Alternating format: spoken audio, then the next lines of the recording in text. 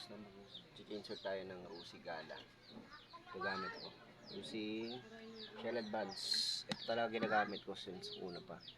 Although nakatry ako nung tawag dito yung Stream 1 dati sa mga recent vlog ko. Pero mas okay ito. Try tayo ng Shell. Ito, gear oil.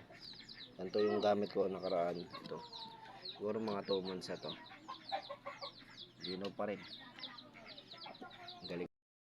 Yun lang is ko for 2 months using ito. Shell Advance. 2 months din mahigit. Ayan. Linaw pa yun. Puro carbon na lang yun. Malinaw pa yan.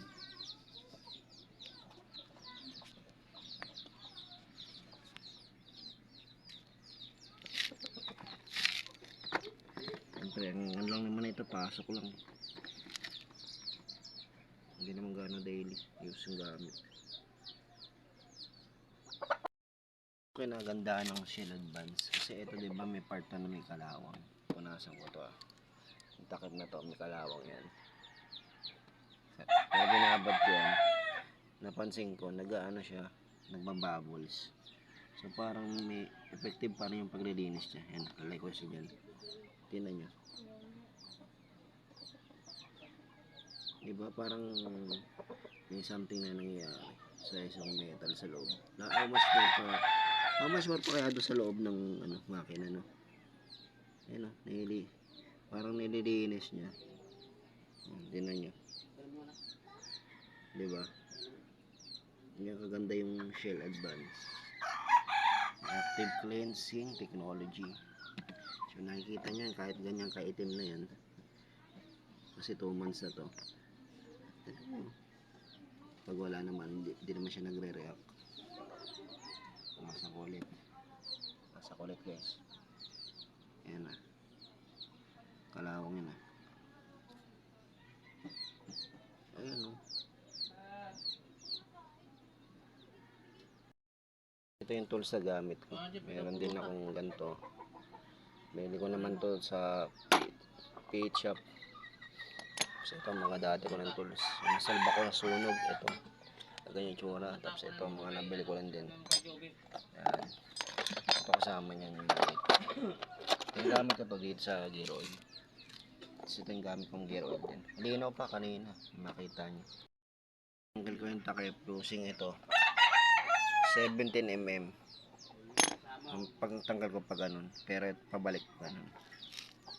So babalik natin yan. Pupunasan muna natin yung tip. Ayan. Pero malinis. Guys, babalik na natin to. Gamitan nyo muna ng kamay para hindi siya naglo-lost thread. Kasi karamihan sa mga ginagamitan na nila emphasize nyo. Pero para sa akin, gamitan nyo muna kamay. Once na nabaon na, gamitan nyo ng power tools. So kaya gantong manual. Ang pabukas kasi pa ganun. So ganun ang pag-ipit natin. Testing natin. Tapos sandali mo siya ng ganyan. Tataas lang natin ng konti. Para hindi natin ipit.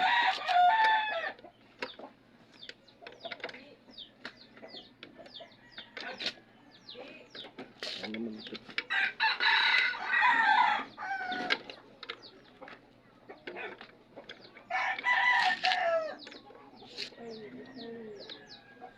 Ganun yung pagluwag. Ito naman yung pagigpit.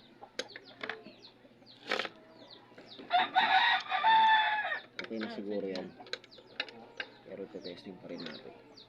Ito mo, pamandaan.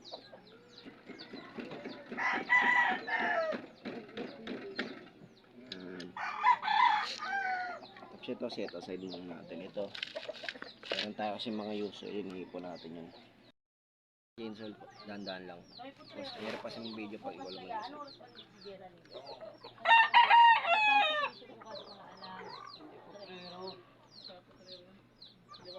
Sabi din niya, hindi po trero daw yun eh. Pag may motor ka, kailangan marunong ka mag-chainsaw.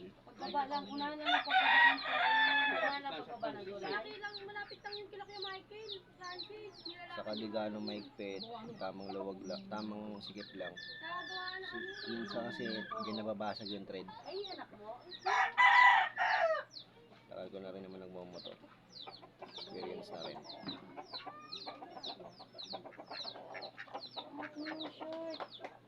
Bukas na alas 3. Abutin mo na.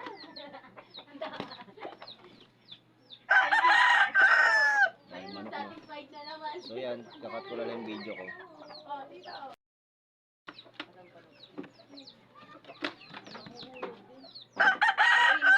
Service ko ah.